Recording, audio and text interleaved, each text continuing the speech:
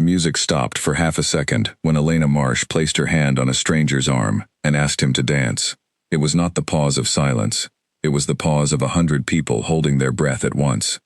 Elena did not notice it. Her heart was pounding too loudly for her to hear anything else. She had walked into this engagement party knowing exactly two things. The first was that her ex, Daniel Cole, was standing across the room with his new fiancée, Grace, glowing under the golden lights like nothing in the world could ever hurt them. The second was that Elena refused to be the woman who stood alone in the corner, holding a glass of punch she was not drinking, while everyone else in the room threw her looks of quiet pity. She had spent 3 months rebuilding herself after Daniel ended things without warning. 3 months of pretending she was fine at work, fine with her friends, fine every single time his name came up in conversation. And now here she was, invited to the very party, celebrating his next chapter, because their families were close, and there had been no polite way to decline. So when she saw the stranger standing near the edge of the dance floor, tall, dressed in black, with an unreadable calm about him that made the rest of the room look like it was trying too hard, something reckless woke up inside her. She did not know his name. She did not care. She only knew that if Daniel was going to watch her fall apart tonight, he would have to watch her do it while dancing with the most striking man in the room. She crossed the floor before she could talk herself out of it. Up close, he was even more unsettling in his stillness. His eyes were a deep amber brown, and when they landed on her, she felt seen in a way that made her stomach tighten. She almost turned back. Almost. "Dance with me," she said instead, keeping her voice light, like this was a joke between old friends, and not a desperate woman making a scene. He studied her for a moment, not with confusion, not with the polite hesitation most strangers would show. He studied her the way someone studies a puzzle they already suspect they can solve. "All right," he said simply, and set down the glass he had been holding. His hand found hers, warm and steady, and he led her onto the floor, as though he had been waiting for this exact request all evening. The music shifted into something slower. Elena kept her chin high, aware of Daniel's eyes finding her from across the room, aware of the way Grace's smile faltered for just a second. That was the whole point. That flicker of surprise on Daniel's face was worth every ounce of courage it had taken to walk over here. Except the moment the stranger's hand settled at her waist, the satisfaction of the plan faded into something else entirely. He moved with an ease that made her feel like the only person in the room, guiding her without effort, without hesitation, as if dancing with a woman he had never met was the simplest thing in the world. "You are trying to make someone jealous," he said. It was not a question. Elena's cheeks warmed. "Is it that obvious?" "Only to someone paying attention." His voice was low, calm, carrying a weight that did not match the casual party around them. "You keep glancing at the man by the champagne table. Tall, brown hair, looking rather uncomfortable right now." "That's my ex," she admitted, because there was no point lying to a stranger she would likely never see again. "He's marrying someone else. Tonight is the engagement party. I did not have the option of skipping it." "So you decided to dance with a stranger, instead of hiding in a corner?" "Something like that." She lifted her chin, daring him to judge her for it. "Do you disapprove?" His mouth curved, not quite a smile, but close to one. "I think it is the most honest thing anyone has said to me in a long time." There was something in the way he said it, some weariness underneath the words, that made Elena look at him properly for the first time. He carried himself like someone used to rooms falling quiet around him, used to people watching his every move and choosing their words with care. She had not noticed it when she first crossed the floor, too caught up in her own plan to pay attention to anyone else. But now, dancing close enough to see the fine details of his composed face, she realized the entire room had, in fact, gone quieter since they started dancing. Conversations had dimmed. Eyes kept drifting toward them and away again, quick and careful, the way people look at something they are afraid to be caught staring at. "Is it me?" she asked slowly. "Or is everyone watching us?" "They are watching me," he said. "You simply happen to be standing close enough to be included." Before she could ask what that meant, the host of the party, a nervous, thin man named Oswin, who had been fussing over table settings all evening, appeared at the edge of the dance floor. He did not approach casually. He hurried, weaving between guests with his hands pressed together like he was praying, and when he reached them, he bowed. He actually bowed, lowering his head toward the stranger with a formality that looked entirely out of place at a party filled with cocktail dresses and canapes. "Alpha Kale," Oswin said, his voice trembling slightly. "I did not realize you had arrived. Please, forgive the informal seating. I would have arranged something more suitable had I known you were joining us tonight." Elena's feet stopped moving. Alpha Kale. She had heard the name before, the way everyone in this region had heard it, spoken in hushed, respectful tones during conversations about packed territories and unspoken rules that ordinary people were not meant to understand fully. The Alpha King was not simply a title, it was the highest authority among every shifter pack for miles, a position so far removed from her own quiet, human life, that hearing his name attached to the man currently holding her hand felt like the room had tilted sideways.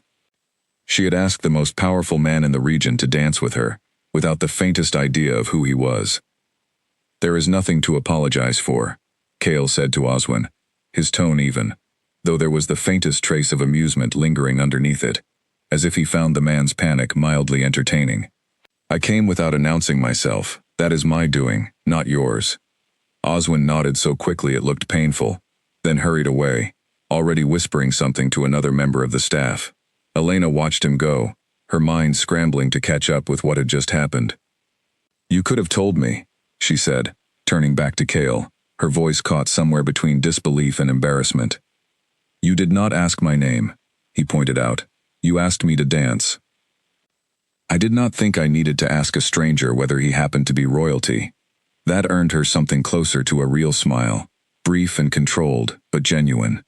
"I am not exactly royalty in the way you are imagining, but I understand the confusion."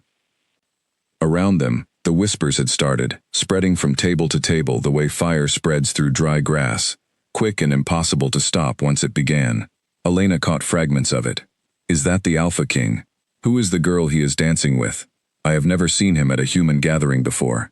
She felt her face heating, not from embarrassment this time, but from the sudden, dizzying awareness that every single person in the room now knew her name would be attached to his for the rest of the evening, whether she wanted it or not. Across the room, Daniel had gone very still. Grace was saying something to him, her hand on his arm, but his eyes stayed locked on Elena and the man she was dancing with.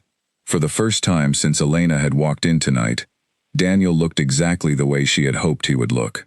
Uncertain, unsettled, watching her like he was seeing her for the first time in months. It should have felt like victory.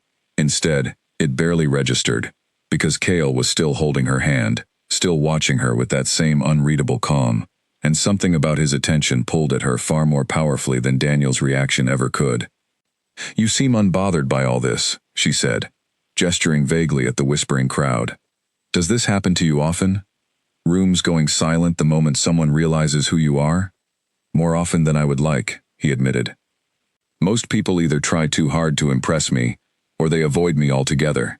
It becomes exhausting, being treated like a title instead of a person. And I treated you like neither," she said slowly, understanding dawning.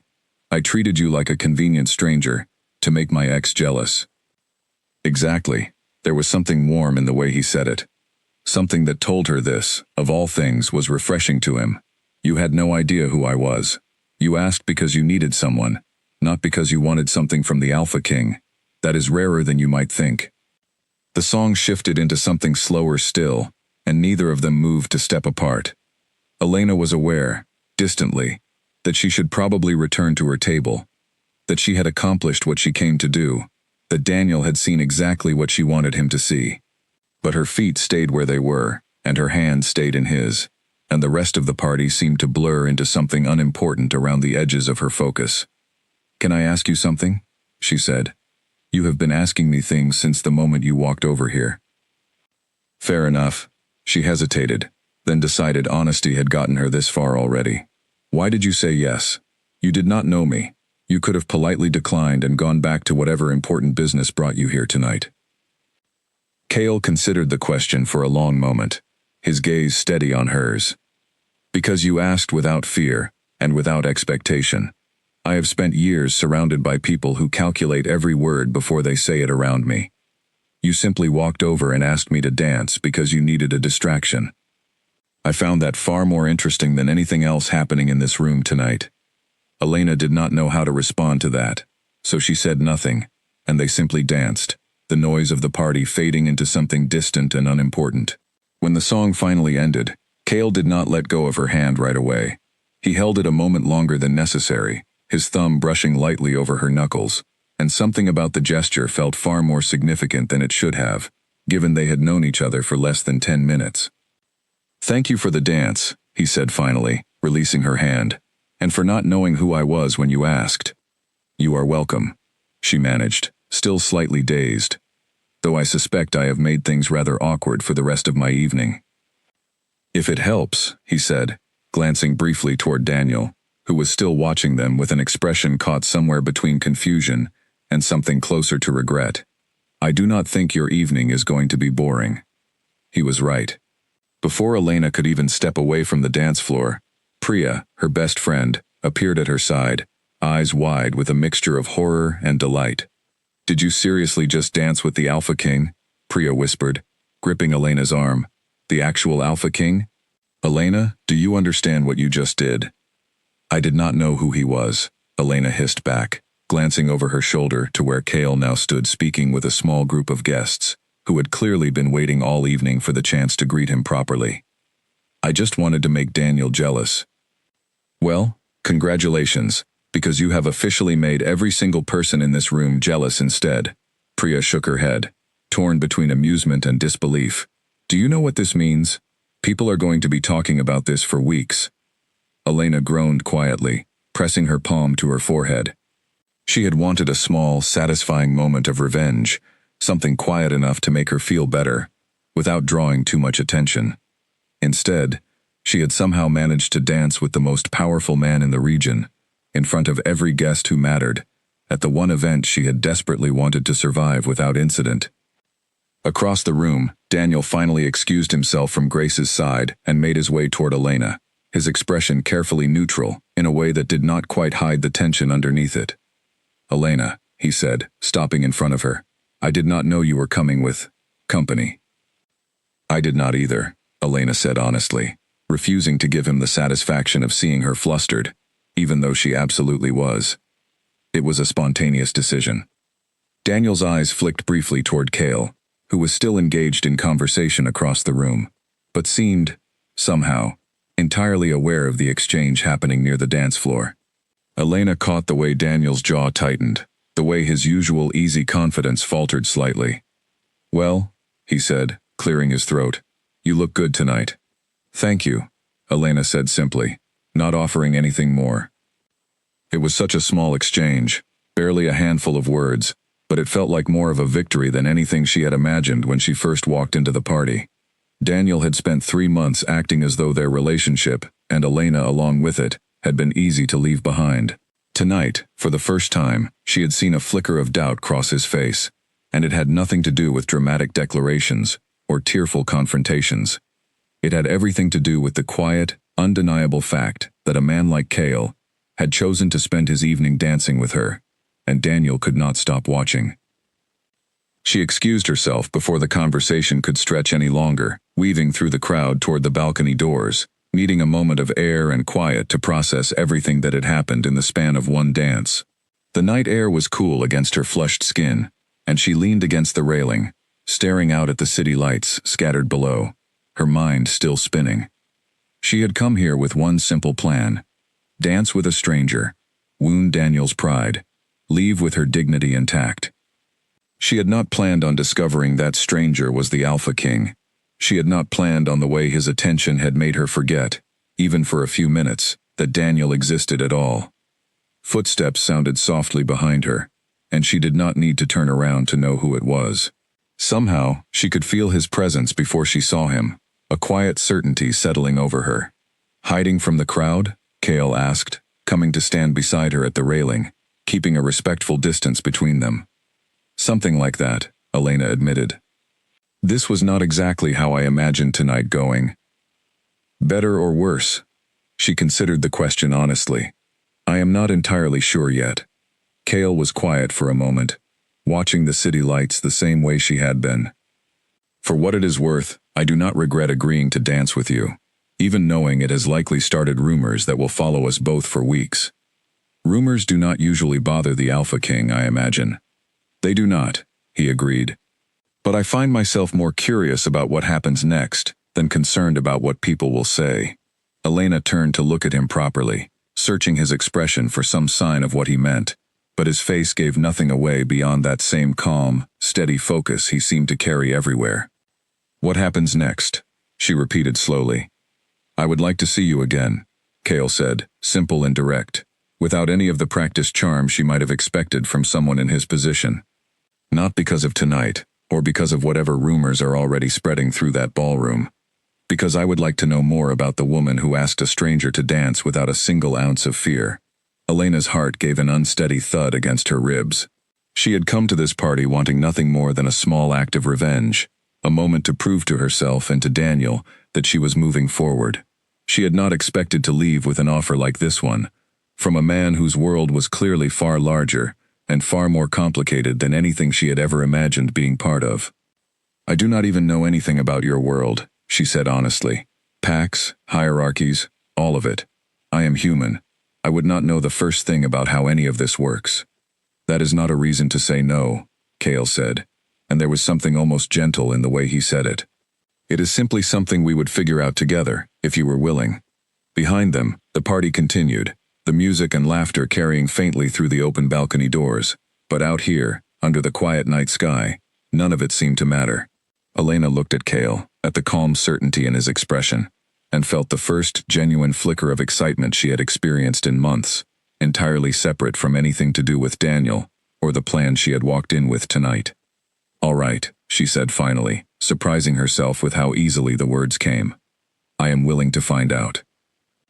Cale's expression shifted then, something warmer settling into his features, and for the first time that evening, Elena understood that whatever had started with a reckless dance, meant to make her ex jealous, had already become something else entirely, something she had not planned for and could not yet fully understand, but something she was, despite every rational instinct telling her to be cautious, genuinely looking forward to discovering.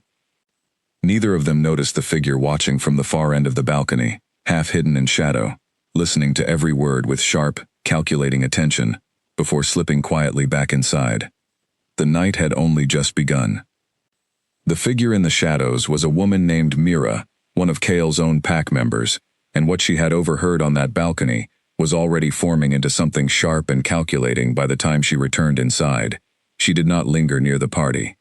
She slipped out through a side door, pulled out her phone, and sent a short message to someone who would be very interested in what the Alpha King had just promised a human woman he barely knew. Elena, of course, knew nothing about this. She spent the rest of the party in a daze, half listening to Priya's excited chatter about the dance, half replaying her conversation with Cale on the balcony.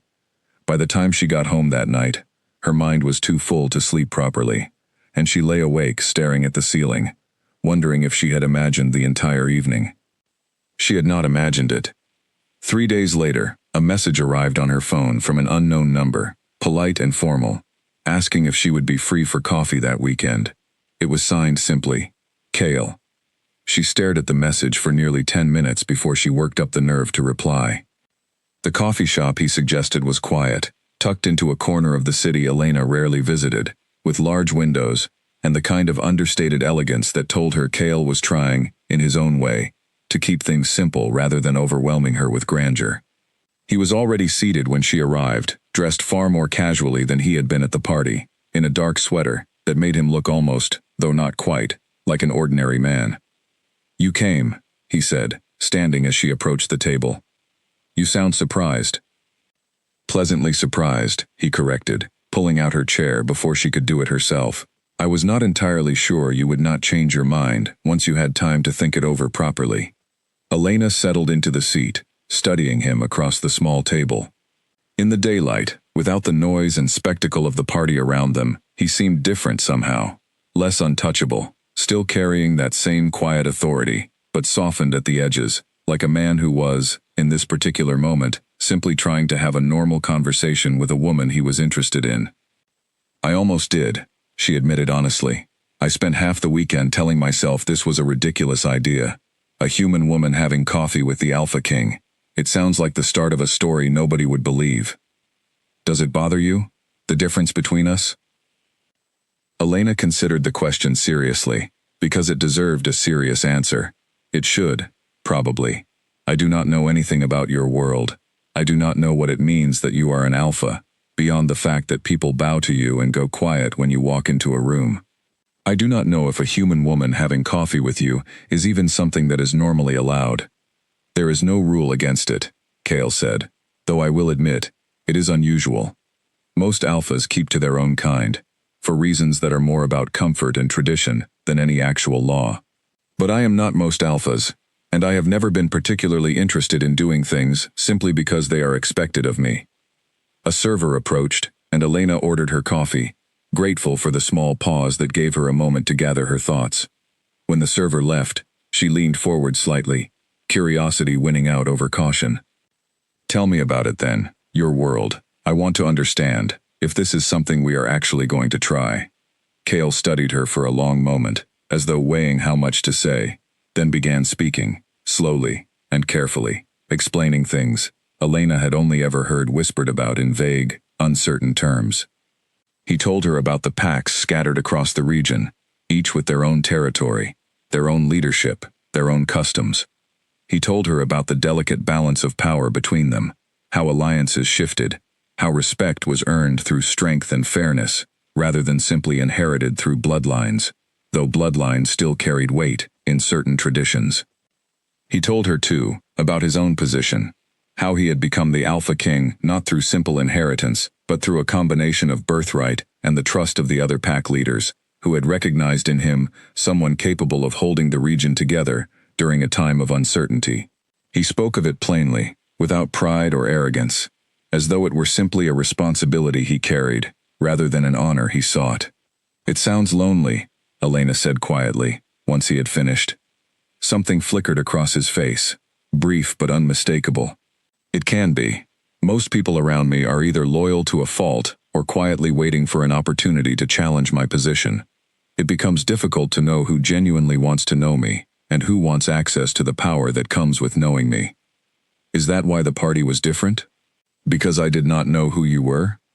Partly, he admitted. Mostly it was because you asked me to dance without calculating anything beyond your own immediate need to feel better. There was nothing strategic about it. I had almost forgotten what that felt like. Elena wrapped both hands around her coffee cup, absorbing his words, feeling something warm settle in her chest, despite every rational voice in her head telling her to be careful, to not get too invested in a man whose world was so completely different from her own. Can I ask you something else? She said, something a little less serious. Please. What made you come to that party in the first place? You said you arrived without announcing yourself. That seems unusual, for someone in your position. Kale's mouth curved into something close to a genuine smile. The host, Oswin, has been trying to secure a trade agreement with my pack for over a year. I attended briefly out of courtesy, intending to leave within the hour. I had no interest in staying longer, until a woman in a green dress asked me to dance. Elena felt her face warm, both from embarrassment and something sweeter underneath it. I really had no idea who you were. I know, he said. That is precisely what I found so appealing. They talked for nearly 2 hours after that, the conversation flowing easily between lighter topics and deeper ones. Elena sharing details about her work at a small design firm, her friendship with Priya, the quiet, ordinary life she had built for herself after Daniel. Kale listened with a focus that made her feel, for the first time in a long while, genuinely interesting, genuinely worth someone's undivided attention. By the time they finally stepped outside the coffee shop, the afternoon had slipped into early evening, and Elena realized, with some surprise, that she had not thought about Daniel even once during the entire conversation. I would like to see you again, Kale said, echoing the words from the balcony, though this time there was no uncertainty in either of their expressions. Properly, if you are willing. Not simply coffee in a quiet corner of the city, but something that lets you see more of my world, if that is something you are ready for. Elena hesitated, aware that agreeing meant stepping further into a life she barely understood, one with politics and traditions and dangers she could not yet fully grasp. But she thought of the way his attention had made her feel over the past 2 hours, seen and valued in a way she had almost forgotten was possible, and the hesitation did not last long. "I am ready," she said. He walked her to her car, and before she climbed inside, he reached out and gently took her hand, the same way he had at the party, his thumb brushing lightly over her knuckles. "Thank you for trusting me with your time, Elena." "Thank you for asking," she replied. She drove home with her heart lighter than it had been in months, entirely unaware of the message Mira had sent 3 nights earlier, unaware that somewhere beyond the quiet, ordinary boundaries of her own life, a rival pack leader, named Victor Hale, had already begun asking careful, pointed questions about the human woman the Alpha King had been seen with.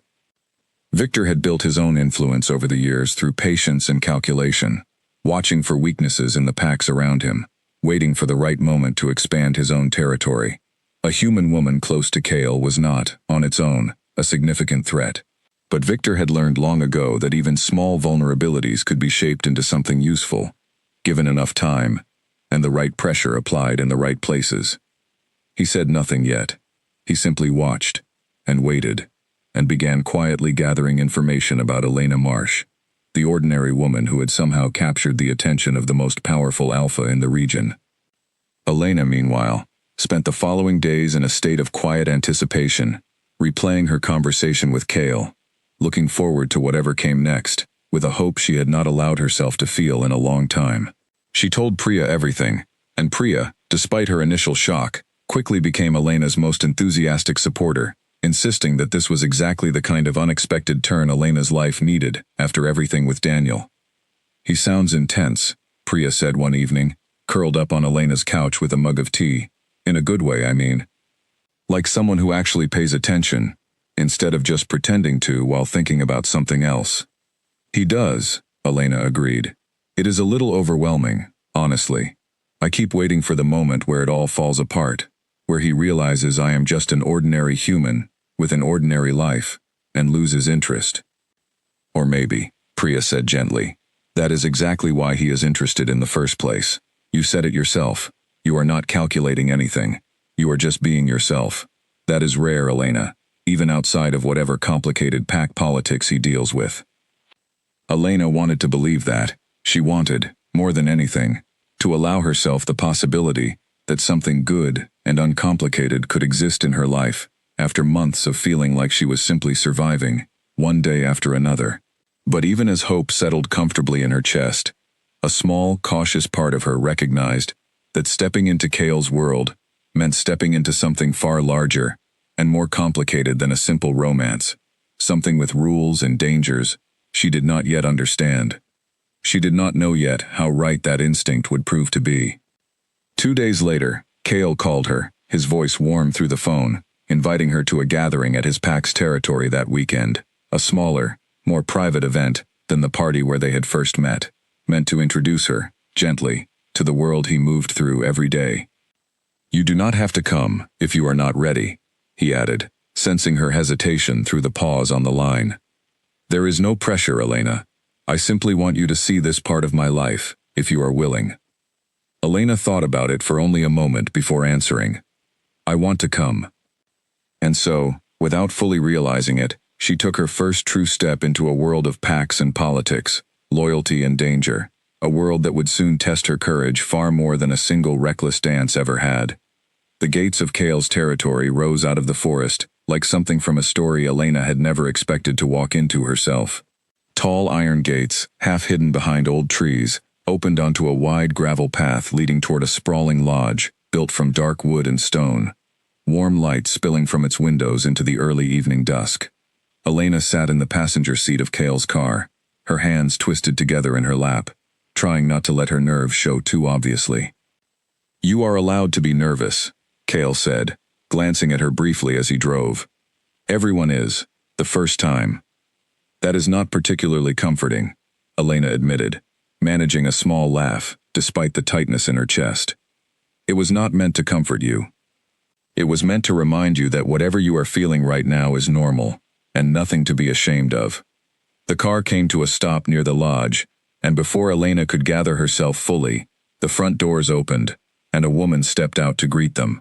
She was tall, sharp-featured, with dark hair pulled back neatly, and an expression that was polite but carefully guarded. Cale introduced her as Nora, his closest advisor, and one of the few people whose judgment he trusted without question. "Elena," Nora said, extending a hand. "Cale has told me a little about you." "Only good things, I hope," Elena said, shaking her hand, trying to keep her voice steady. "Mostly," Nora said, and there was the faintest hint of warmth beneath her guarded tone, enough to ease some of Elena's nerves. Inside, the lodge was warmer and more welcoming than Elena had expected, filled with low conversation and soft laughter. Small groups gathered near a large stone fireplace, others scattered across comfortable seating areas throughout the open space. It did not feel like the formal, tense atmosphere Elena had braced herself for. It felt, oddly, like a large extended family gathering, though she was acutely aware of the curious glances that followed her and Cale as they moved through the room. "They are curious," Cale said quietly, noticing her discomfort. "Not hostile. There is a difference." "It is a little hard to tell from here," Elena admitted. He introduced her to several pack members over the course of the evening, each interaction slightly different from the last. Some were warm and welcoming, clearly delighted by the novelty of Cale, bringing someone new into their world. Others were more reserved, polite but distant, watching Elena with expressions that gave little away. One woman in particular, introduced simply as Mira, greeted Elena with a smile that did not quite reach her eyes, offering pleasant but clipped conversation, before excusing herself rather quickly. Elena did not think much of it at the time, too distracted by the sheer volume of new information and new faces to notice the careful way Mira watched her from across the room for the rest of the evening. Later, as the gathering began to wind down and the crowd thinned, Cale led Elena outside, onto a wide wooden porch overlooking the dark stretch of forest beyond the lodge. The night air was cool and quiet, a welcome contrast to the noise and energy inside. "You did well tonight," Cale said, leaning against the porch railing beside her. "I mostly just smiled and nodded a lot," Elena admitted. "I think half of what people said to me made no sense at all. Someone mentioned something about territory boundaries, and I genuinely had no idea how to respond." Cale laughed, low and genuine, a sound Elena realized she had not heard from him before tonight. "You will learn. It is not as complicated as it seems from the outside. Mostly, it comes down to respect, and knowing when to speak and when to listen. I think I managed the listening part well enough." They stood together in comfortable silence for a while, watching the tree line, the sounds of the gathering fading behind them. Elena found herself relaxing, the tension of the evening slowly easing out of her shoulders, replaced by something calmer, steadier. "Can I ask you something?" she said eventually. "Always." Nora mentioned, briefly, that not everyone in your pack will necessarily be pleased about this. About us. Is that something I should be worried about? Cale was quiet for a moment, considering his answer carefully. "There will be some resistance, yes. Tradition holds a lot of weight among certain members of the pack, and a human woman close to the alpha is not something that has happened often, if at all, in recent memory. But resistance is not the same as danger, Elena. I would not have brought you here tonight if I believed you were in any real risk." Elena wanted to believe that completely, and mostly, she did. But something about the way Mira had watched her throughout the evening lingered uncomfortably in the back of her mind. A small, quiet unease she could not quite shake, even as Cale's steady presence beside her worked to ease it. "There is something else," Cale added, his tone shifting slightly, growing more serious. "It is not only pack tradition you should be aware of. There are other alphas in the region, leaders of neighboring territories, who do not always view my decisions favorably. Some of them see any perceived weakness, any deviation from expectation, as an opportunity." "Am I a weakness?" Elena asked quietly, though she already suspected she knew part of the answer. "You are not a weakness," Cale said firmly, turning to face her fully. "But some may try to convince others that you are, simply because it benefits them to do so. I want you to understand that, not to frighten you, but because I would rather you walk into this with clear eyes than with false comfort." Elena absorbed his words carefully, appreciating, despite the unease they stirred, his honesty. She had spent months after Daniel feeling like she was constantly the last to know things, the the last to understand what was really happening around her. She did not want to repeat that pattern here, in a world already far more complicated than anything she had navigated before. "Thank you for telling me," she said. "I would rather know than be protected from the truth." Something in Cale's expression softened at her words, something warm and unmistakably fond. "That is precisely why I find myself so drawn to you, Elena.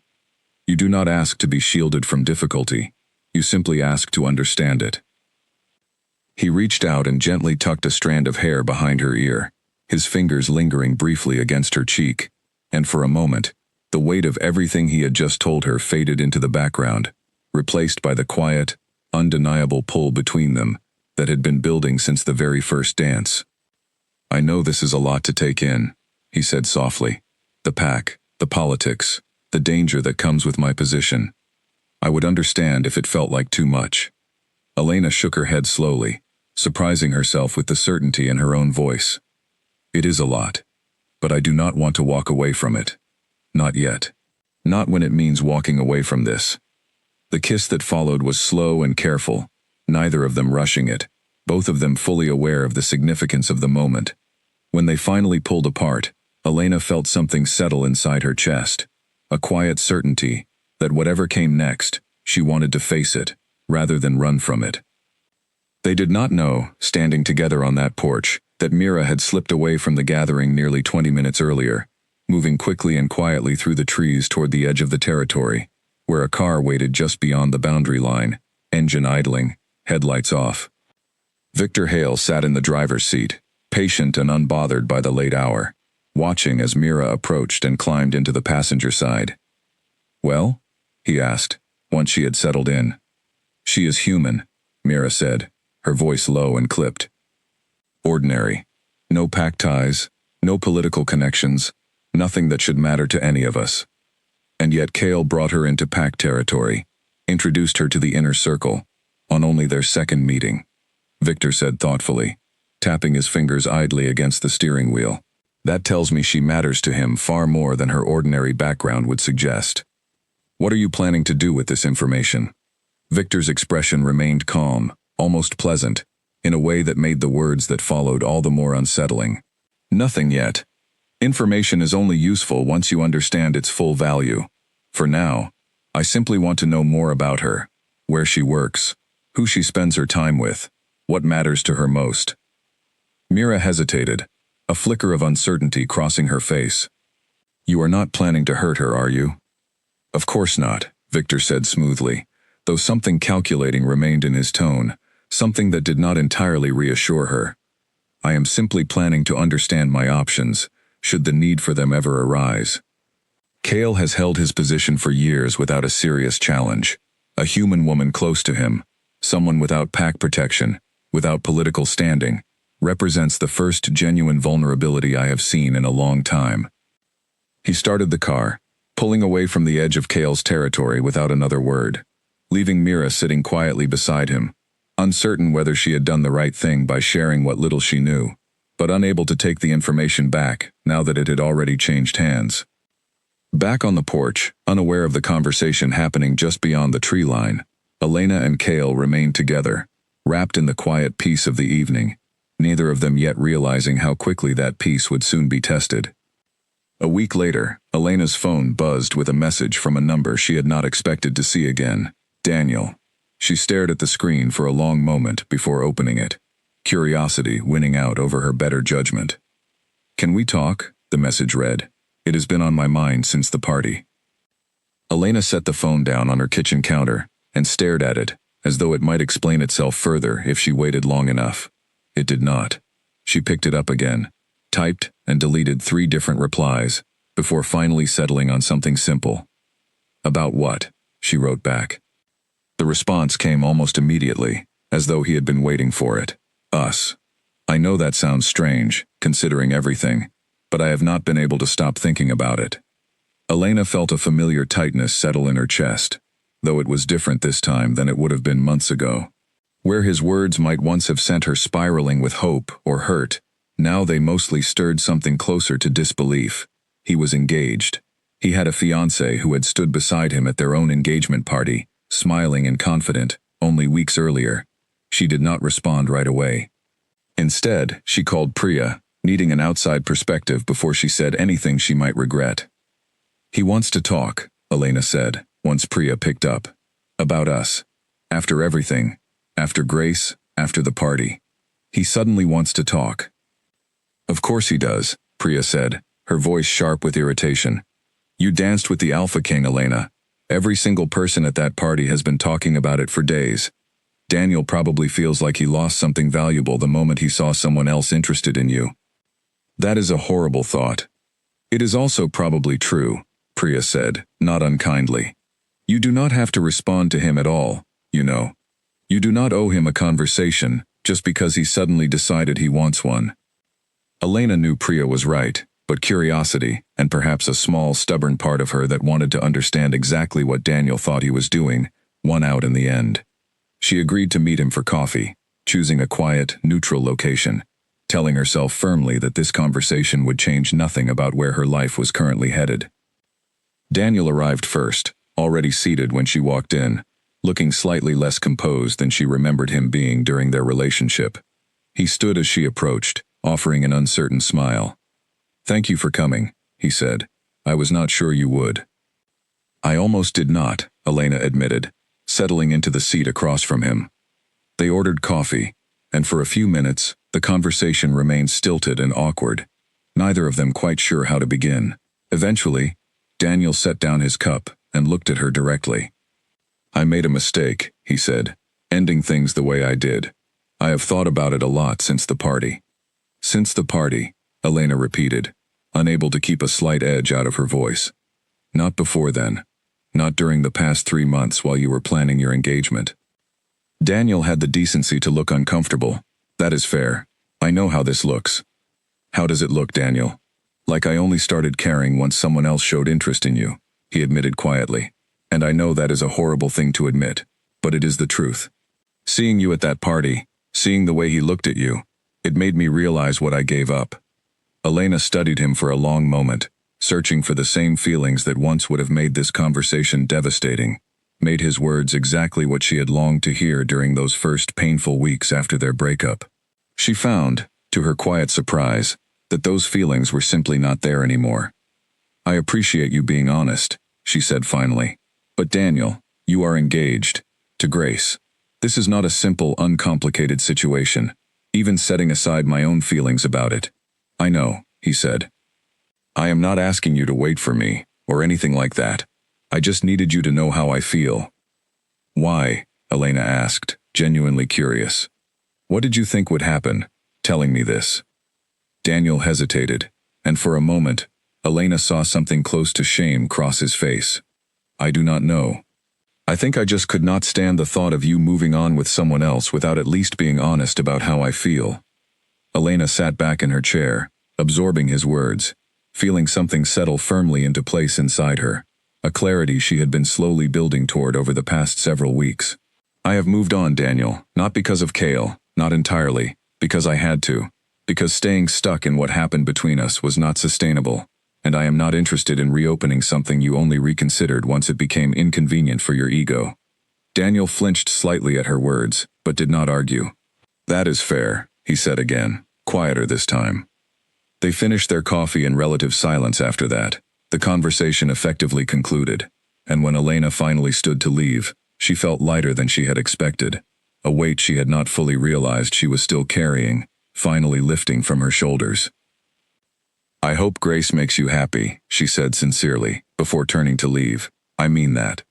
She walked out without waiting for his response, feeling, for the first time since their breakup, genuinely and completely free of whatever lingering hold Daniel had held over her emotions. It was not Cale's attention that had given her that freedom, she realized, though his presence in her life had certainly helped. It was simply time, and her own quiet determination to stop measuring her worth by whether Daniel regretted losing her. She told Cale about the conversation later that evening, expecting some reaction, perhaps concern or jealousy, but he simply listened, his expression calm and attentive throughout. "How do you feel about it?" he asked, once she had finished. "Relieved mostly," Elena admitted. "I think I needed that conversation to happen, strangely enough. Not because I wanted him back, but because I needed to see, clearly, that I really had moved past it.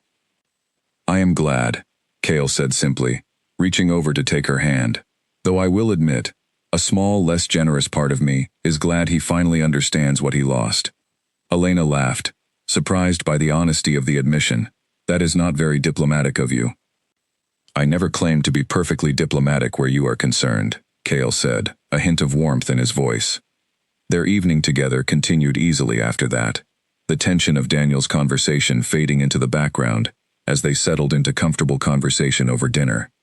But even as Elena allowed herself to relax fully into the growing warmth between them, elsewhere, in a quiet, private office across the city, Victor Hale sat reviewing a folder of information Mira had continued gathering over the past 2 weeks. Elena's workplace, her daily routine, details about her friendship with Priya, small, seemingly insignificant pieces of information that, when assembled together, painted a clear picture of a woman with no protection beyond whatever Cale himself provided. Victor closed the folder thoughtfully, considering his next move carefully. He was not a reckless man. He had built his influence over years of patient calculation, and he had no intention of acting rashly now. But the opportunity in front of him was too valuable to ignore entirely. He picked up his phone and dialed a number he rarely used, waiting patiently for it to connect. I need a favor, he said, once the call was answered. Nothing dramatic, just enough to send a message. The voice on the other end asked a brief question, and Victor's mouth curved into a slow, calculating smile. Her name is Elena Marsh, he said, and I think it is time she understood exactly what kind of world she has decided to involve herself in. Elena noticed the car first. A dark sedan parked across the street from her apartment building, unremarkable at first glance, except that it was still there 3 days later, always positioned in nearly the same spot, always empty when she looked closely enough to check. She mentioned it to Priya over lunch, more out of idle curiosity than genuine concern. Probably just someone visiting a neighbor, Priya suggested, though her brow furrowed slightly with something Elena recognized as quiet worry, even as she tried to sound reassuring. Probably, Elena agreed, though the unease did not fully leave her. That evening, walking home from work, she felt it again, that prickling sense of being watched, footsteps behind her that seemed to match her pace a little too precisely. She quickened her steps, glancing over her shoulder more than once, but saw nothing beyond ordinary pedestrians going about their evening routines. By the time she reached her apartment building, her heart was pounding, and she told herself firmly that she was simply letting her imagination run away with her, influenced by everything Cale had told her about rival alphas and political maneuvering. She did not mention it to Cale right away. Part of her did not want to seem paranoid over what was likely nothing, but 2 nights later, arriving home from a late shift at work, she found her apartment door slightly ajar, the lock scratched and damaged, as though someone had attempted to force it open before apparently changing their mind or being interrupted. Her hands trembled as she pushed the door open fully, scanning the small apartment for any sign of an intruder. Nothing appeared to be missing. Nothing seemed disturbed beyond the damaged lock itself.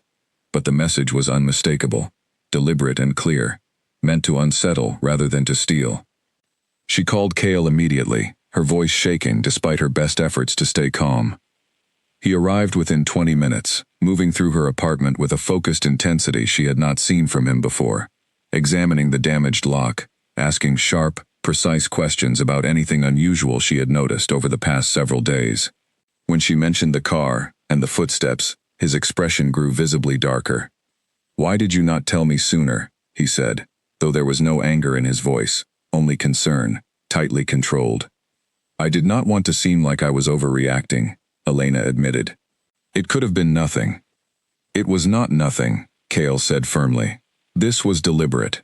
Someone wanted you to know they could reach you, without actually taking anything or causing obvious harm. That is a message, not an accident." Elena wrapped her arms around herself, suddenly feeling far more vulnerable in her own home than she ever had before. A message from who? Cale's jaw tightened. "I have an idea. I am not certain yet, but I intend to find out." He insisted, gently but firmly, that she stay somewhere safer that night, and Elena, still shaken, did not argue. He brought her back to his own territory, settling her into a quiet, comfortable guest room within the lodge, staying close by throughout the night, his presence a steady, reassuring anchor against the unease still coiled tightly in her chest.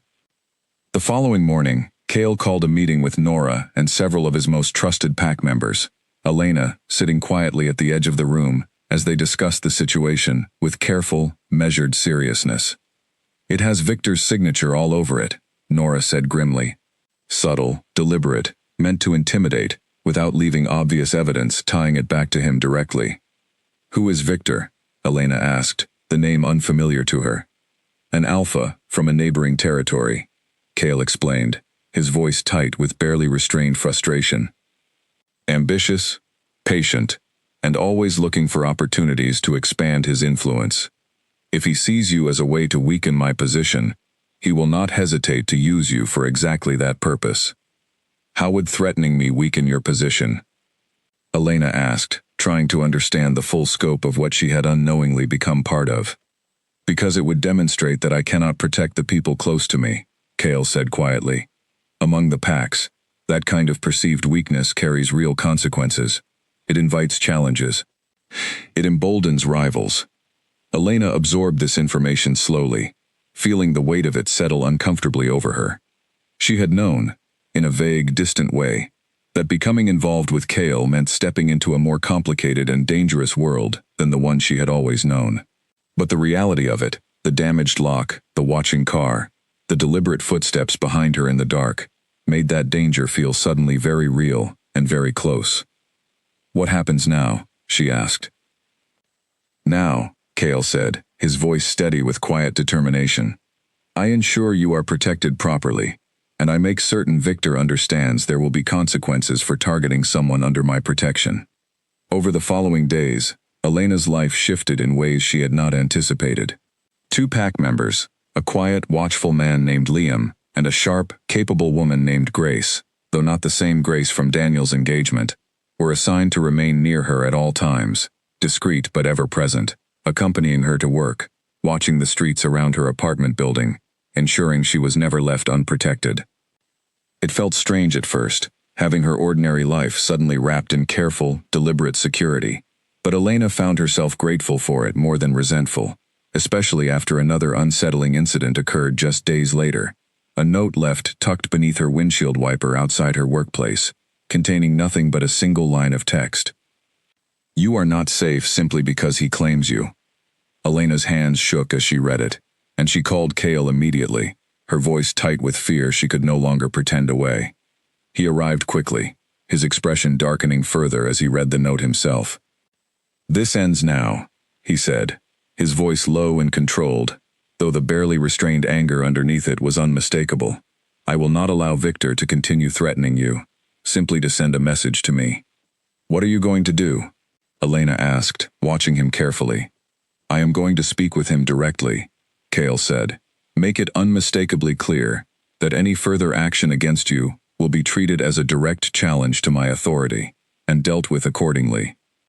Elena wanted to argue, wanted to insist that confronting Victor directly might only escalate things further, but she recognized, watching the fierce, protective determination in Cale's expression, that this was not a decision she could talk him out of, nor did she particularly want to. "Be careful," she said instead, reaching out to grip his hand tightly. "I intend to be," Cale said, his expression softening slightly as he looked at her. "I have no intention of letting anything happen to you, Elena. Not while there is breath left in me to prevent it." The words settled deep in her chest, both comforting and terrifying in equal measure, a stark reminder of exactly how far this situation had already escalated from a simple, spontaneous dance meant only to wound her ex's pride. Whatever came next, Elena understood clearly now, would test both her courage and Cale's resolve, far more seriously than anything either of them had faced before. Victor received Cale's request for a meeting with the same calm, unbothered composure he brought to everything, though inwardly, he had expected it sooner. He agreed to meet on neutral ground, a stretch of forest marking the boundary between their two territories, accompanied by only a small handful of his own trusted pack members, as tradition required for such meetings. Cale arrived with Nora and Liam beside him, his expression carefully controlled, though Elena, waiting anxiously back at the lodge, knew exactly how much restraint that control required. She had wanted to come, had argued the point more than once, but Cale had been firm. This was not a conversation she needed to be present for. Not yet. Not until he understood exactly what he was dealing with. "Cale," Victor greeted him pleasantly, as though this were nothing more than a routine diplomatic exchange. "It has been some time since we last spoke directly." "Cut the pleasantries, Victor," Cale said, his voice flat and controlled. "You know exactly why I am here." Victor's expression remained unbothered, though something calculating flickered briefly behind his eyes. "I assume this concerns the human woman you have taken an interest in. Elena, is it?" "You know precisely who she is," Cale said, "and you know precisely what has happened to her over the past several days. I will not pretend otherwise, and neither should you." "I am not entirely certain what you are accusing me of," Victor said smoothly. "I have not laid a single hand on her." "You did not need to," Cale said, his voice hardening further. "A damaged lock, a stranger watching her apartment, a note left on her car. These are not coincidences, Victor. These are messages, and I know exactly whose handwriting they carry." Victor considered him for a long moment, his composed expression giving little away, before finally allowing a small, thin smile to cross his face. "Perhaps I simply wanted to understand the situation better. A human woman, close to the Alpha King, with no pack protection of her own. It seemed worth investigating." "Investigating," Cale repeated coldly. "Is that what you call threatening an innocent woman to send a message to me?" "I call it testing a weakness," Victor said, his tone shifting slightly, losing some of its earlier pleasantness. "You have held your position for years, without serious challenge, Cale, largely because you have never given anyone a genuine opportunity to question your strength. This woman represents the first real vulnerability I have seen in a long time." "She is not a vulnerability," Cale said, his voice low and dangerous. "She is under my protection, which means any further action against her will be treated exactly as though you had directed it at me personally." Victor's expression grew sharper, more serious, recognizing the clear line Cale had just drawn. "You would risk open conflict between our territories, over a human woman with no standing among the packs?" "I would risk far more than that," Cale said, without hesitation. "Test me further, Victor, and you will discover exactly how far I am willing to go." A tense silence stretched between them, both alphas measuring the other carefully, until Victor finally inclined his head slightly, a small, calculated concession, rather than genuine surrender. "Very well. I will withdraw any further direct action against her, but understand, Cale, that others may not view your choice so generously. Bringing a human woman into pack politics carries consequences beyond simply my own curiosity." "That is a risk I am willing to accept," Cale said firmly. The meeting ended shortly after, both sides retreating to their respective territories without further incident, though the tension between them remained unresolved beneath the surface. A fragile, temporary peace rather than a genuine resolution. Cale returned to the lodge later that evening, finding Elena waiting anxiously near the front entrance, relief flooding her expression the moment she saw him approaching, unharmed. "How did it go?" she asked immediately. "Victor has agreed to withdraw, for now," Cale said, though his tone carried a note of caution that did not entirely reassure her. "But I do not believe this is fully resolved. Men like Victor rarely abandon an opportunity entirely. He will simply wait for a better moment to act again." Elena absorbed this information carefully, the fragile relief she had felt moments earlier, tempering into something more cautious and watchful. "So we are not safe." "We are safer than we were," Cale said honestly, "but no, not entirely safe." "I will not pretend otherwise to you, Elena. I respect you far too much for that." She appreciated his honesty, even as it settled uncomfortably in her chest, and she found herself, over the following days, growing increasingly aware of just how much her life had changed since that first reckless dance. She was no longer simply an ordinary woman navigating an unexpected romance. She had become, whether she had intended it or not, a figure within a much larger and more dangerous political landscape, one where her safety now carried real consequences for a world she barely understood.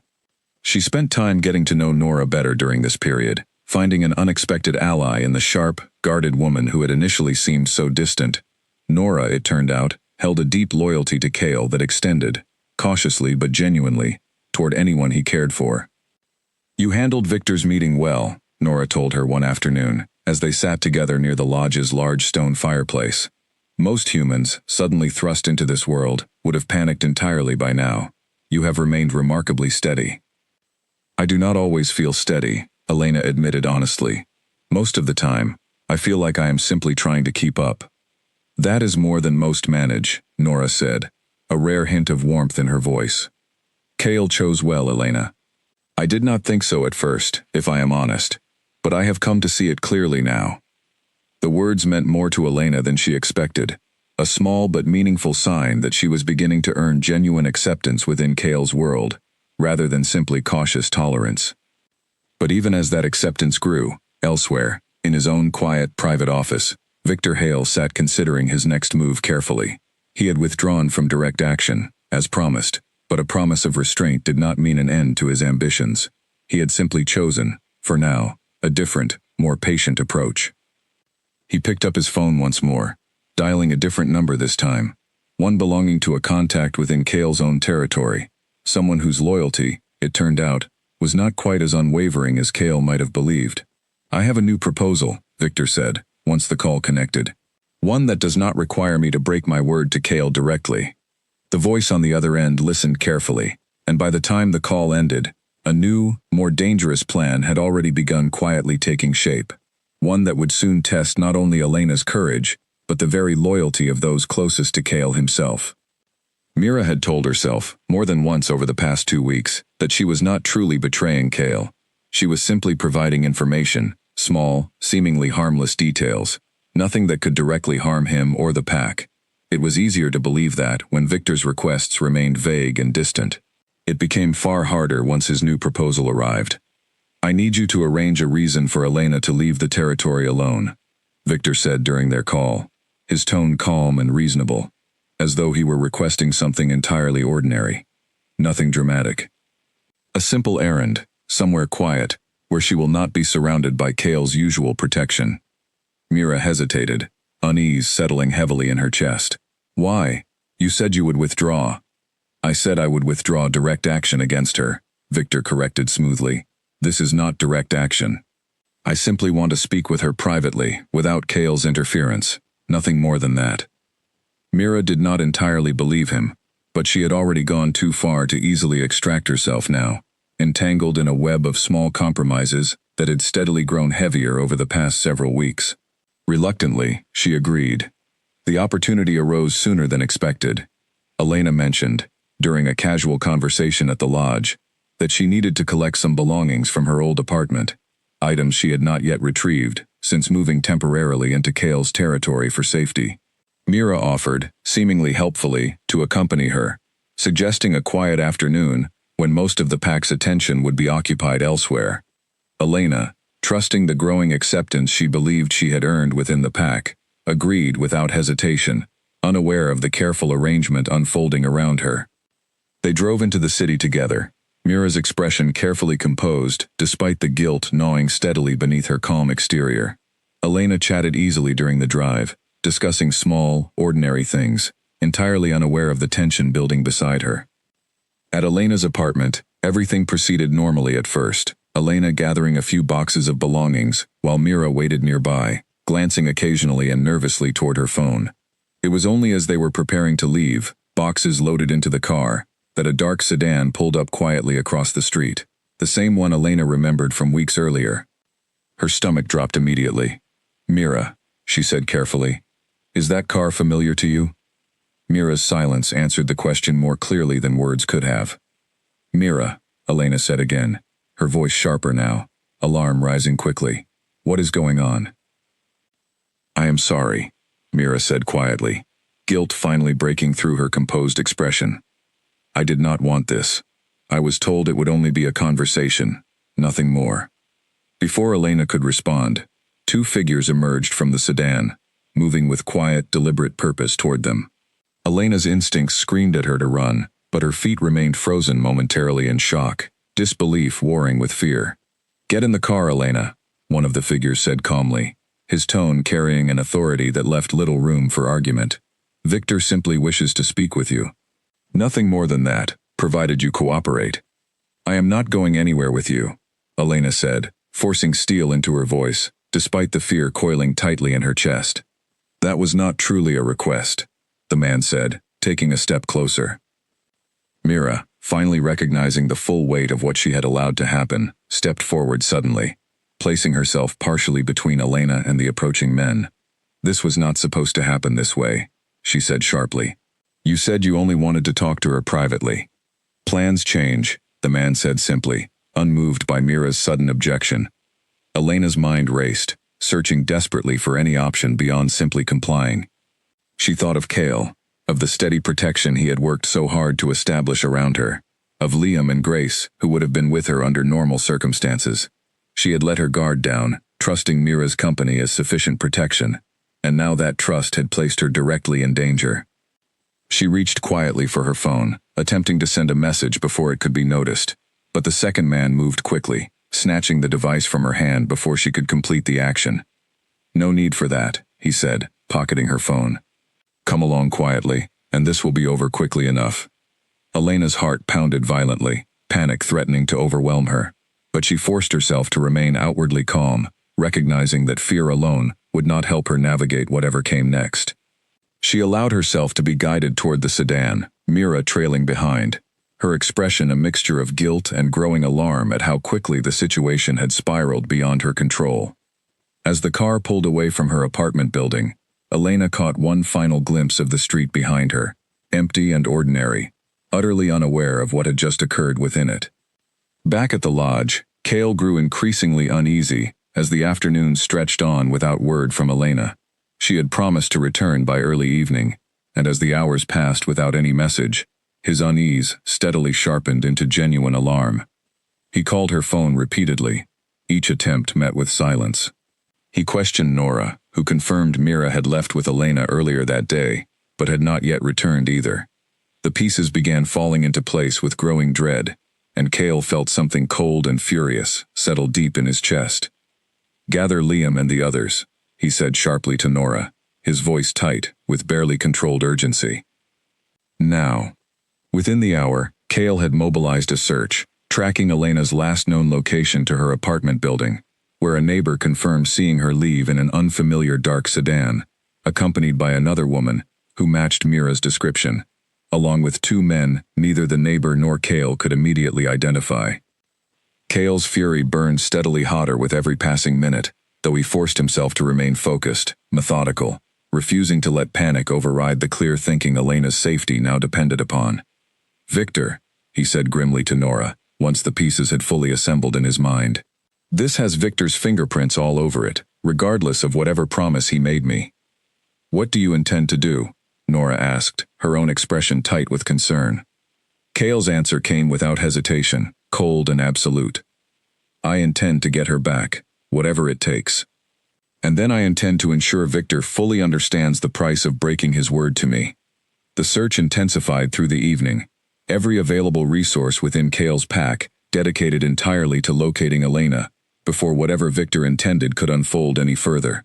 Somewhere across the city, in a location still unknown to Cale, Elena sat in a quiet, unfamiliar room, waiting anxiously to discover exactly what Victor Hale truly wanted from her, and how far he was prepared to go to get it. The room Elena found herself in was plain and unremarkable, a small office space somewhere on the outskirts of the city, furnished with little more than a desk, 2 chairs, and a single window covered by heavy curtains. She sat stiffly in one of the chairs, her hands folded tightly in her lap, forcing herself to breathe steadily, despite the fear still coursing through her.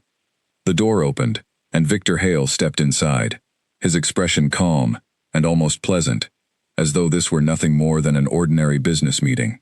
He settled into the chair across from her, studying her with quiet, calculating interest.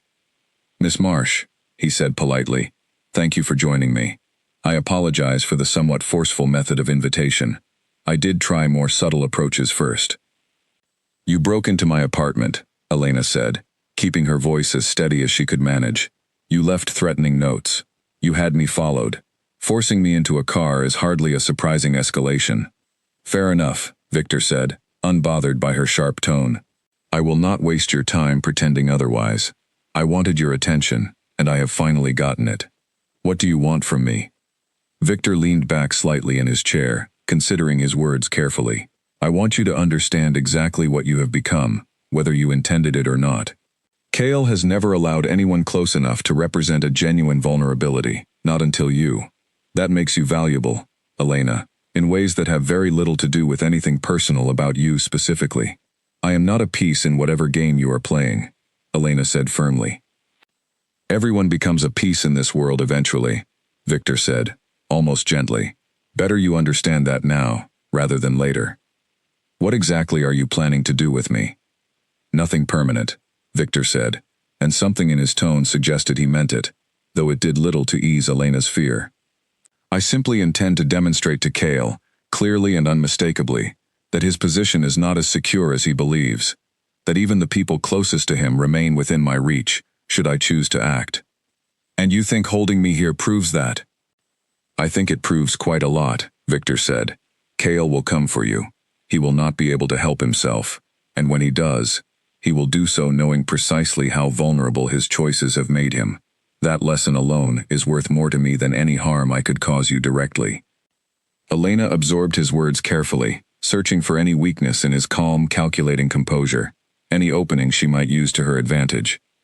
You do not actually intend to hurt me, she said slowly, testing the theory. This is entirely about proving a point to Kale.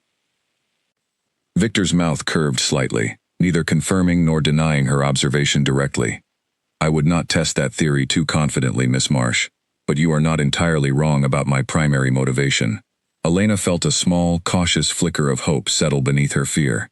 If Victor's true goal was simply to demonstrate a point rather than cause genuine harm, there might be room to navigate this situation more carefully than she had initially believed. You said Kale will come for me, she said. What happens then? That depends entirely on him, Victor said. If he arrives prepared to negotiate reasonably, this can end without any further complications. If he arrives seeking conflict instead, well, I suppose we will discover exactly how far both of us are willing to go. Elena's mind raced, considering her options carefully. She had no illusions about physically overpowering Victor or the men stationed outside the room, but she recognized, watching him carefully, that his primary weapon here was psychological rather than physical, an attempt to demonstrate power and vulnerability, rather than to genuinely harm her. You are wrong about one thing, she said finally, meeting his gaze directly despite her fear. Am I? You think this proves Kale is vulnerable because of me, Elena said.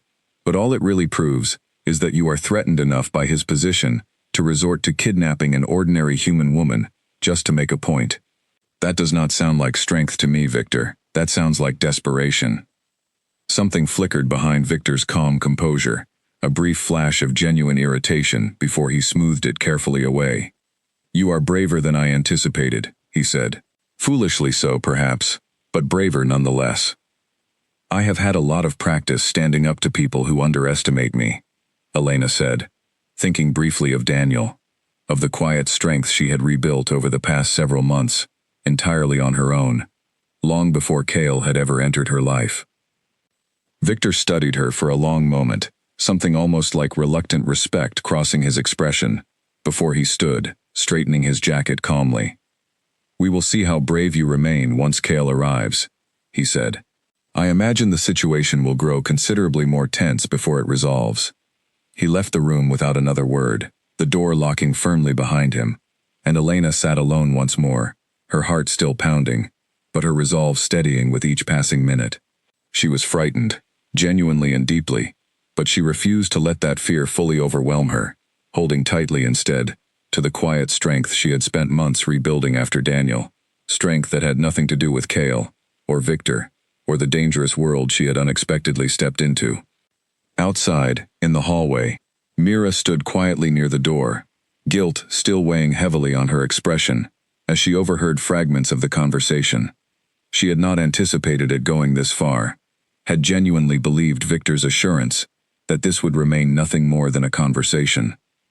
Making a decision she knew carried significant risk, Mira reached quietly for her own phone, moving further down the hallway, out of earshot of the other men stationed nearby, and dialed a number she had not expected to use again so soon. Nora answered on the second ring, her voice sharp and immediate. Mira, Where is Elena? I can explain everything later, Mira said quietly, urgency threading through her hushed voice.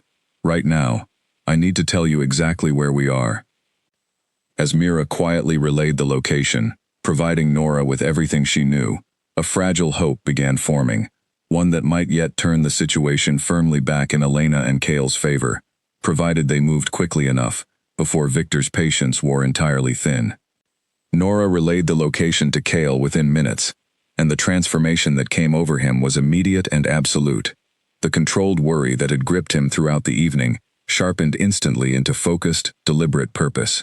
He gathered Liam and a small group of his most trusted pack members, moving quickly toward the address Mira had provided, every step measured and precise, despite the urgency driving him forward. We move carefully, he instructed the group as they approached the outskirts of the building. Victor wants a reaction from me. I will not give him the satisfaction of reckless action that only proves his point. We secure Elena's safety first, and address everything else after. Inside the building, Elena remained in the small office, listening carefully to the muffled sounds beyond the door, trying to gauge how much time had passed, trying to hold on to the steady resolve she had built during her conversation with Victor. She heard raised voices somewhere down the hallway eventually, tension threading sharply through the previously calm atmosphere of the building.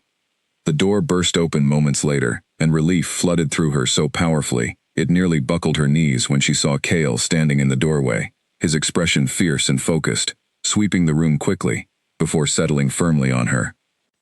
"Elena," he said, crossing the room in several quick strides, pulling her carefully into his arms. "Are you hurt?" "I am fine," she said, her voice shaking slightly, despite her best efforts to remain steady. "Victor did not hurt me. He mostly just wanted to talk." Kale's jaw tightened at her words, fury still simmering visibly beneath his controlled exterior, but his relief at finding her unharmed clearly outweighed everything else in this moment. "We need to move quickly," he said. "Liam has secured the hallway, but I do not know how many more of Victor's people remain in the building." They moved swiftly out of the office, Liam and the others falling into protective formation around them, as they made their way toward the exit. Victor was waiting near the front entrance, flanked by two of his own men, his expression calm, despite the clear tension now surrounding him. "Kale," Victor said, inclining his head slightly, as though greeting an old acquaintance, rather than someone whose territory he had just directly violated. "I see you found her quickly enough." "You broke your word," Kale said, his voice low and dangerous, every ounce of his earlier restraint now fully gone. "You promised to withdraw." "I promised to withdraw direct action against her personally," Victor said smoothly. "I never harmed her, Kale. I simply wished to have a conversation, one that has apparently concluded rather effectively, given how quickly you arrived." "This was never about a conversation," Kale said. "This was about proving a point, at the expense of an innocent woman's safety." Victor's composed expression finally cracked slightly, something sharper and more honest showing through. "You are correct. It was about proving a point, and I believe the point has been made sufficiently, given how quickly and decisively you responded. You clearly value her far more than you have ever valued anyone else close to you, Kale. That is useful information, regardless of how this particular encounter concludes." "You have made a serious mistake," Kale said, stepping slightly in front of Elena, his voice carrying a weight and authority that left no room for misunderstanding. "This is not merely a matter between us any longer. You have directly violated the safety of someone under my protection, within my own city, through deception and coercion.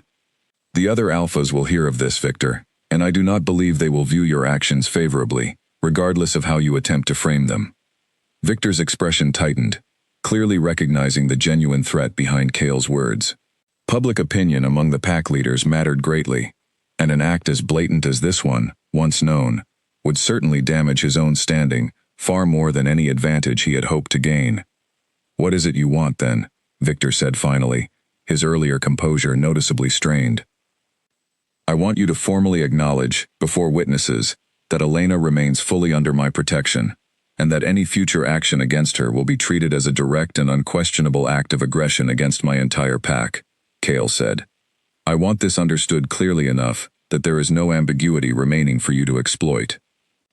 Victor hesitated, weighing his options carefully, before finally nodding, tight and reluctant. "Very well, I will make the acknowledgement formally, before the other alphas, as you request. Good, Kale said, though his tone remained cold and unforgiving. Because if you ever attempt something like this again, Victor, I will not simply demand acknowledgement. I will ensure there are far more severe consequences. The tension between them remained thick, even as Victor stepped back, allowing Kale, Elena, and the others to leave without further obstruction. Elena remained silent throughout the tense exchange, her hand held tightly in Kale's, grateful beyond words for his steady, protective presence, even as she recognized, watching the careful political maneuvering unfold, exactly how deeply she had become entangled in a world far more complicated than anything she had ever imagined. Once they were finally back in the safety of the car, driving away from the building, Elena allowed herself to fully exhale, the adrenaline that had carried her through the past several hours slowly beginning to fade, leaving exhaustion and lingering fear in its place. "Thank you," she said quietly, leaning her head against Kale's shoulder, as Liam drove them back toward the territory. "For coming for me." "There was never a question of whether I would," Kale said, his arms settling protectively around her. "You matter to me more than I think I fully understood, until tonight, Elena. Seeing you in danger, knowing I could lose you because of the world I brought you into, it clarified quite a lot for me." Elena lifted her head slightly, searching his expression in the dim light of the car. "What did it clarify?" "That I am not interested in simply protecting you as an obligation," Kale said quietly. "I am interested in building a life with you, Elena, fully and completely, regardless of whatever complications that requires navigating." The words settled warmly in her chest, easing some of the lingering fear from the evening's events, replaced by a quiet, steady certainty that whatever challenges still remained ahead, she did not intend to face them alone. Back at the lodge, Mira waited anxiously near the entrance, uncertain what consequences awaited her after everything that had unfolded. When Kale approached her directly, his expression serious, but no longer burning with the same fury he had carried toward Victor, she braced herself for whatever judgment he intended to deliver. "You made a mistake," Kale said quietly. "A serious one, allowing Victor to manipulate you into placing Elena in danger." "I know," Mira said, her voice thick with genuine remorse. "I am prepared to accept whatever consequences you decide are appropriate." "You also made the choice to contact Nora once you realized the full extent of what you had allowed to happen," Kale continued. "That choice likely saved Elena from a far more dangerous outcome tonight." Mira looked up, surprised by the acknowledgement. "I am not excusing what you did," Kale said firmly, "but I recognize the difference between someone who made an error in judgment and someone who acted with true malicious intent. You will face consequences, Mira, but they will reflect that distinction." Elena, standing quietly nearby, found herself grateful for Kale's measured, fair approach, even after everything that had happened.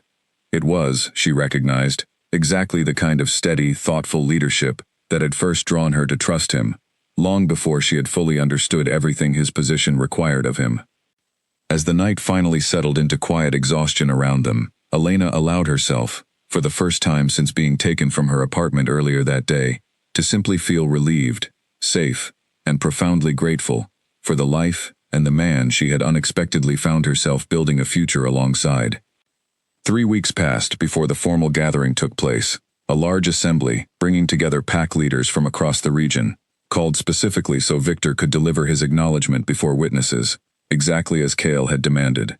Elena stood beside Kale as the ceremony unfolded, dressed carefully, her nerves steady despite the weight of dozens of unfamiliar, watchful eyes settled on her throughout the proceedings. Victor spoke the required words with visible reluctance, acknowledging clearly and formally that Elena remained under Kale's full protection, that any future action against her would be treated as direct aggression against his entire pack.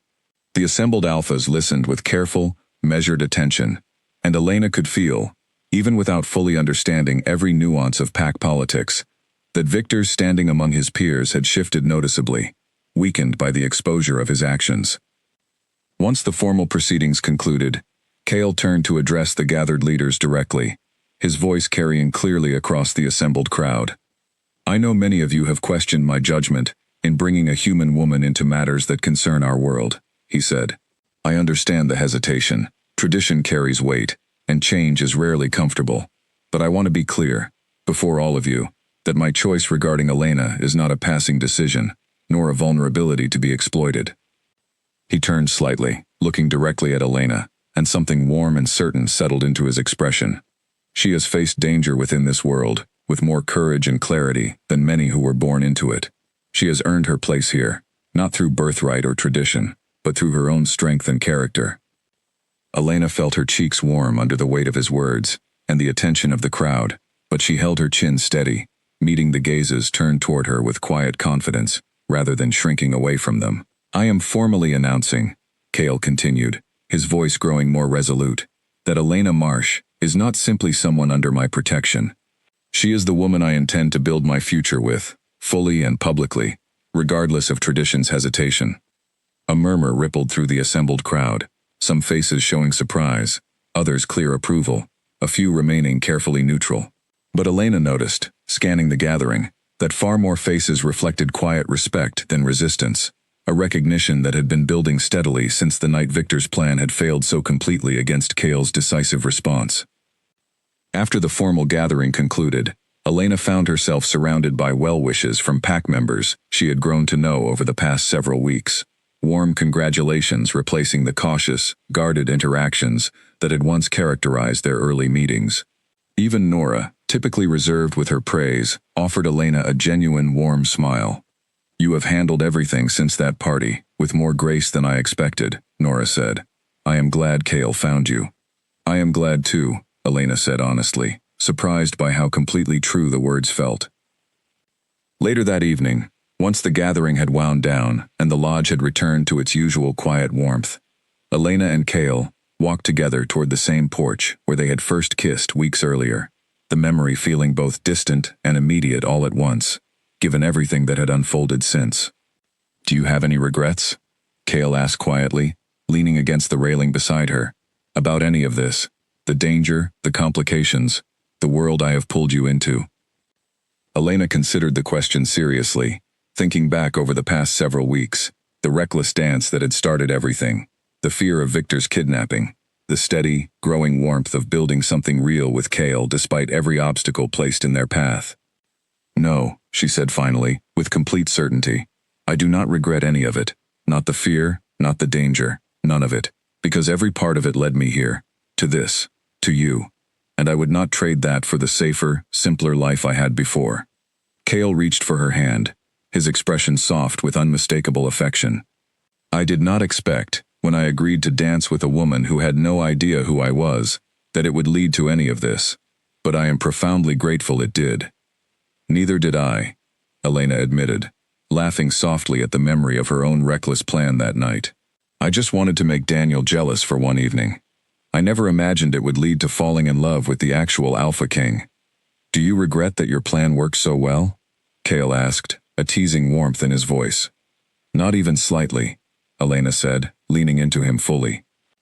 They stood together quietly for a long while, watching the stars scattered across the clear night sky above the territory, the earlier danger and tension of the evening fading into the comfortable, steady peace that had become increasingly familiar between them over the past several weeks. Daniel, Elena knew, had already moved forward with his own life, his engagement to Grace continuing, without further interference from her. She held no lingering resentment toward him, only quiet gratitude that his mistake, all those months ago, had eventually led her toward something far more meaningful than anything she had lost. Victor remained a distant, watchful presence at the edges of Cale's world, his influence weakened but not entirely eliminated, a reminder that the world Elena had stepped into would likely never be entirely free of challenges or complications. But she faced that reality now with steady confidence, rather than fear, secure in the knowledge that she had already proven, to herself and to everyone around her, that she belonged exactly where she had chosen to be. As the night deepened around them, Cale turned to face her fully, his expression open and certain in a way she had rarely seen from him, even during their most intimate moments together. Elena Marsh, he said quietly, would you consider building the rest of your life alongside mine? Not simply as someone under my protection, or someone the pack has learned to accept, but as my equal partner in everything that follows. Elena's heart swelled with a happiness she had not allowed herself to fully imagine, not during those painful months after Daniel, not even during the reckless, hopeful dance that had somehow led her here. Yes, she said simply, without a single trace of hesitation. I would like nothing more. Cale's smile, warm and genuine, told her everything she needed to know about how deeply he meant every word, and as he pulled her close beneath the quiet night sky, Elena understood clearly that whatever challenges still lay ahead, she would face them exactly as she had faced everything since that first reckless dance, with courage, honesty, and a heart fully open to whatever came next. The woman who had once danced with a stranger simply to wound her ex's pride had found, in the most unexpected way imaginable, a love far deeper and more lasting than anything she had ever hoped to reclaim.